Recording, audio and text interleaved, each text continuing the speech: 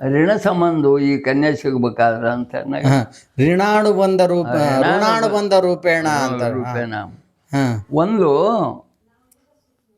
ಒಂದಲ್ಲಿ ರಾಜ ಇದ್ದ, ಇನ್ನೊಂದು ಊರಲ್ಲಿನೂ ಒಬ್ಬ ರಾಜ ಇದ್ದ. ಅವನ ಸ್ಥಿತಿಗತಿ ಎಡ ಇತ್ತು. ಅವನ ಮೇಲೆ ಏರಿ ಹೋಗಿ ಅವನ್ನ ಸ್ವಲ್ಪ ಇದು ದುಡುಕಿದೆ. ಅವ್ರು ಏನು ಮಾಡಿದ್ರು, ನಮಗೆ ಉಳಿಗಾಲಿಲ್ಲ, ನಾವು ಹೋಗ್ಬಿಡೋಣ ಅಂತ ಹೊಂಟ್ರು. ಒಬ್ಬ ಮಗ ಇದ್ದ, ಯಾರಿಗೂ ಗೊತ್ತಿದ್ದಿಲ್ಲವ ಇಂಥರ ಮಗ ಅನ್ನೋದು. ಅವ್ರೇನು ಬಡವರಿದ್ರಲ್ಲ. ಅವಾಗ ಅವ್ರನ್ನ ಕರ್ಕೊಂಡು ಅಡವಿಗೆ ಹೊಂಟ್ರು. ಇದಕ್ಕೆ ಬಹು ಹಿಂದಿನ ಯೋಚನೆ ಹಿಡಿಯಬೇಡ, ಮಾಡಿದ ಉಪಕಾರವನ್ನು ಮರೆಯಬೇಡ, ಕೋಪವ ಪ್ರೇಮದಿಂದ ಆರಿಸು, ಬೆಂಕಿಯನ್ನು ಬೆಂಕಿಯಿಂದ ಆರಿಸಲು ಬೇಡ ಅಂತ ಹೇಳ್ಕೊಂತ ಹೊಂಟಿದ್ರು ಅವರು. ಅವ್ರನ್ನ ಕೊಲ್ತಾರನ್ನ ಲೆಕ್ಕ ಹರಿತು. ಈ ಹುಡುಗ ಅದನ್ನ ಗಟ್ಟಿ ಮಾಡ್ಕೊಂತ ಹೋಗ್ಬಿಟ್ಟ.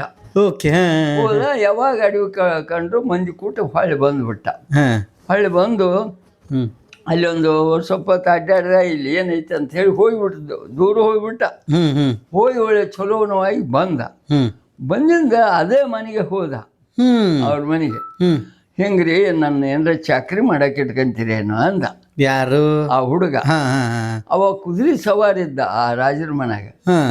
ಬಯಲ್ತಮ್ಮ ಅಂದ. ಯಾಕ ಅಂದ. ನೀನು ಕುದುರೆ ಜೋಪಾನ ಮಾಡಿ ಇದು ಮಾಡಿ. ಹ್ಞೂನ್ರಿ ಅಂದ. ಹಾಗಾದ್ರೆ ನಮ್ಮ ರಾಜನ ಕರಿತಂತಡಿ ಕರ್ದ. ಹಿಂಗ್ರಿ, ನಂದು ವಯಸ್ಸಾಗೈತಿ, ನಾನು ಕುದುರೆಯನ್ನ ಮಾಡೋದಲ್ಲ, ಆ ಹುಡುಗ ಚಲೋ ಅದನ್ನ ತೊಗೊಂತೀರೇನ? ಹುಡುಗಳು ಚಲೋ ಅದನ್ನ ತೊಗೊಂಬಿಡು ಅಂದರು. ತೊಗೊಂಡಾಗ ಅವಾಗ ದುಡಿತಮ್ಮ, ಯಾರು ಬೇಡ ಅಂತಾರೆ ಅಂತೇಳಿ 15 ದಿವಸ ಇದ್ದ.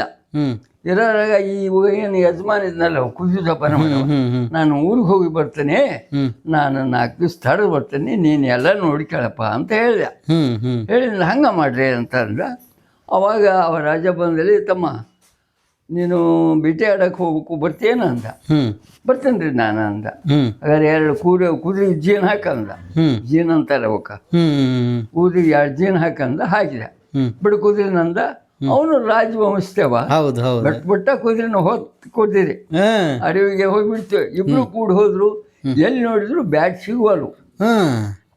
ಅವಾಗ ನೀರು ಅಡಿಕೆ ಆತಲ್ಲೇ ಅಂದ. ನೋಡಂಬರಿ ಇಲ್ಲಿ ಎಲ್ಲರ ಅಂತ ಅಂದ. ಒಬ್ಬ ಆಡ್ಕಾಯವಿದ್ದಲ್ಲಿ ಅವ ಇಲ್ಲಿ ಐತ್ರಿ ಬಾವಿ ತೋಟ ಅಂದ್ರೆ ನೀರು ಕೊಟ್ಟ ಕುಡ್ದು, ನಾನು ಸ್ವಲ್ಪ ವಿಶ್ರಾಂತಿ ಮಾಡ್ಕೊಂತೀನಿ, ನೀನು ಕುಂದ್ರಬೇಕು ನೋಡು ಅಂತ. ಹಂಗೆ ಮಾಡ್ರಿ. ಒಂದು ಬೇವಿನ ಗಿಡದ ನೆರಳೆತ್ತು, ಮಲಿಕೊಂಬಿಟ್ಟ.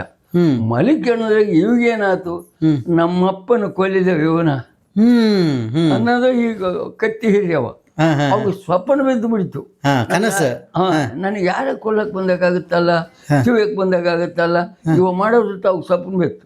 ಒಂದು ಅರ್ಧ ತಾಸು ಎದ್ದ. ಇಲ್ಲ, ಯಾರನ್ನಾರು ಬಂದಿದ್ರು ಇಲ್ಲಿ? ಯಾರೂ ಇಲ್ರಿ, ಯಾರೂ ಬಂದಿಲ್ಲ. ಎಲ್ಲಿದು ನನಗೆ ನೀ ಇರ್ಲಿಕ್ಕೆ ಇವತ್ತು ಪ್ರಾಣನ ಹೋಗಂತಾಗಿತ್ತಲ್ಲ, ಏನಿದು ಸುದ್ದಿ? ಬೇಡ, ಜೀನಾಗ ಕುದುರೆ ಬಿಡು ಹೋಗ್ಲಿ ಅತ್ಲಾಗ. ಕುದುರೆ ಬಿಟ್ಬಿಟ್ಟ. ಆ ಕುದುರೆ ಮೇಲಿನ ಮನಸ್ಸು ಚೇಂಜ್ ಆಯ್ತು ಒಂದು ರಾಜಂದು. ಇವನು ಇಂಥ ಹುಡುಗ ನನ್ನ ಕಾಯ್ಕೊಂಬಂದ, ಇವನಿಗೆ ನಾವು ಅಲ್ಲಿ ಹೋಗಿ ಏನು ಮಾಡ್ಬೇಕಂತೇಳಿ ಊರಾಗ ಬಂದ. ಊರಾಗ ಬಂದು ಕುದುರೆ ಗಿದ್ರೆ ಇಳಿದು ಕುಂತ್ಕೊಂಡ್ರು. 4 ಮಂದಿ ಹೌದನ್ನ ನಮ್ಮ ಮಂದಿ ಇರ್ತಾರಲ್ಲ, ಅವ್ರನ್ನ ಕರೆಸ್ತ. ಯಾಕ್ರಿ ಧನ್ಯರ, ಹಿಂಗೆ ನಮ್ಮ ಮನ್ಯಾಗ ಒಂದು ಹುಡುಗದನ, ಅವ ನನ್ನ ಇವತ್ತು ಭಾಳ ಉಪಕಾರ ಮಾಡ್ಯಾನ, ಅವನಿಗೆ ನನ್ನ ಮಗಳು ಕೊಡ್ಬೇಕಂತ ಮಾಡಿ, ನೀವೆಲ್ಲರೂ ಪಾಸ್ ಮಾಡ್ತಾರೆ ಹೇಗೆ ಕರಿ ಅಂತಂದ. ಅವ್ನು ಕರೆದ್ರೆ, ಅವ್ರಿ ಹುಡುಗ ಒಳ್ಳೆ ಇದನ್ನ ಭಾಳ ಚಲೋ ಅದನ್ನ, ಎಲ್ಲ ಕೊಡೋದು ಬೇಸಿ ಅಂತ ಅಂದರು. ಆಯ್ತು ಬಿಡ ಹಾಗಾರಂತ ಮಗಳು ಕರೆದ.